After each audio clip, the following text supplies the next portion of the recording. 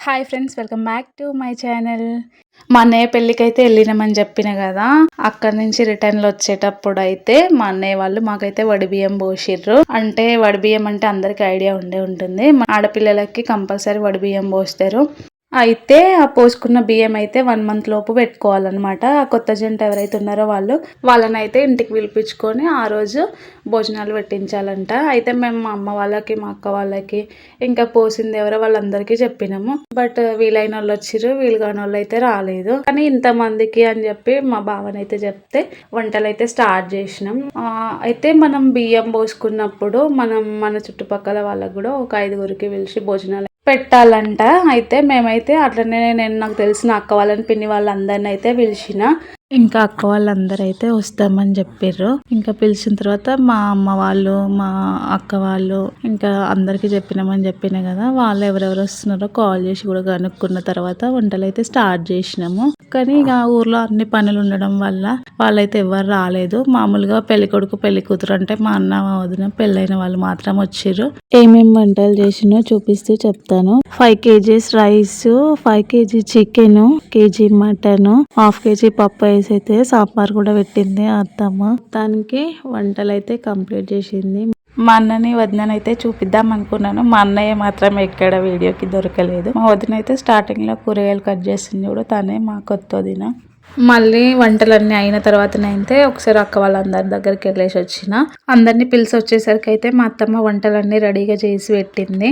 వాళ్ళందరూ వచ్చినారు. రాగానే అందరికి పసుపు కుంకుమ అయితే పెట్టిన.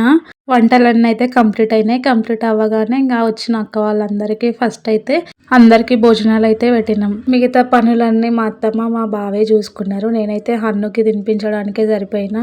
ఇంకా వాళ్ళ అక్క వాళ్ళందరూ తిని వెళ్ళిన తర్వాత మా అత్తమ్మ వాళ్ళు, మేమైతే తిన్నాము. తిన్న తర్వాతకి ఇంకా అన్న వాళ్ళు, మా బావ వీళ్ళందరూ అయితే తర్వాత లాస్ట్ లో తిన్నారు. కానీ మొత్తానికి ఫుడ్ సరిపోదేమనుకున్నాం, కానీ చాలా ఎక్కువ అయిపోయింది. అంటే అనుకున్న వాళ్ళందరూ రాలేదు. అప్పటికి మా అత్తమ్మ చెప్తూనే ఉంది, వద్దురా కొంచెం తక్కువ పెడదామంటే లేదు లేదన్నాడు మా బావ. బట్ ఫైనల్ గా మిగిలిందంతా నెక్స్ట్ డే అయితే వేస్ట్ ఏం అవ్వలేదు. మిగతా తెలిసిన వాళ్ళకి ఇచ్చినాము. అప్పటికే ఇంకెవరికైనా పిలుద్దాం అన్న వాళ్ళని భోజనానికంటే బాగా లేట్ అయిపోయింది. 8:30, 9 అయింది. ఇంకా ఆ టైంలో పిలిస్తే ఏమని అనుకుంటారని ఇంకెవరిని ఇన్వైట్ చేయలేదు. మిగిలిందంతా మార్నింగ్ తెలిసిన పిల్లలకైతే ఇచ్చేసిండు మా బావ. ఫైనల్ గా అయితే సక్సెస్ఫుల్లీ వడిబియ్యం అయితే పెట్టేసుకున్నాము. హన్ను అయితే కొంచెం తినిపించగానే ముద్దుగా వాళ్ళ బావతో ఆడుకుంటున్నాడు. వాళ్ళ బావ ఒక్కడు ఉంటే చాలు, ఎవ్వరు అవసరం లేదు హన్నుకి. భలే ఆట ఆడేసుకుంటాడు. ఇంకా మా అన్నయ్య, మా వదిన అయితే ఇంకా నైట్ ఇక్కడే ఉండేసి నిద్ర చేసినారు. మార్నింగ్ వెళ్ళేటప్పుడు అయితే మా అత్తమ్మ వాళ్ళకి బట్టలు పెట్టాలని చెప్పింది. పెడదామని అనుకున్నాం కానీ ఆ రోజు పౌర్ణమి అవుతుంది. అయితే ఇంకా వాళ్ళు ఫస్ట్ టైం పెళ్లి చేసుకొని వచ్చినారు కదా, అట్లా పౌర్ణమి టైంలో బట్టలు పెట్టొచ్చో లేదో అని అయితే పెట్టలేదు. నెక్స్ట్ టైం ఎప్పుడైనా వచ్చినప్పుడు పెడదురులేండి అని చెప్పిండ్రు. బట్ నెక్స్ట్ డే కూడా ఉండమంటే ఉండలేదు. వాళ్ళకి పని ఉందని చెప్పేసి వెళ్ళినారు. బట్ ఒక విషయం చెప్పాలి, ఆ కొత్త పెళ్లి కూతురు మా వదిన అయితే అసలు ఏం నాన్ వెజే తినేదంట, ఒక ఎగ్ తప్ప.